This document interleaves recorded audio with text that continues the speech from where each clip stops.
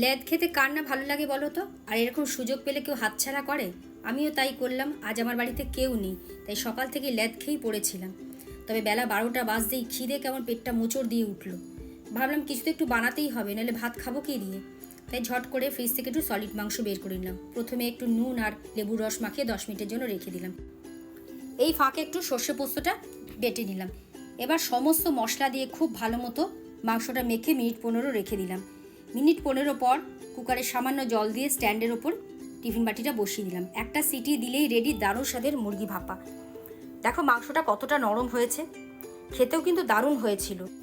এদিকে ভাতও হয়ে গেছে। খিদের জ্বালায় তাড়াতাড়ি গরম গরম ভাত আর সঙ্গে মুরগি ভাপা নিয়ে বসে পড়লাম। বিশ্বাস করো, অমৃত লাগছিল খেতে।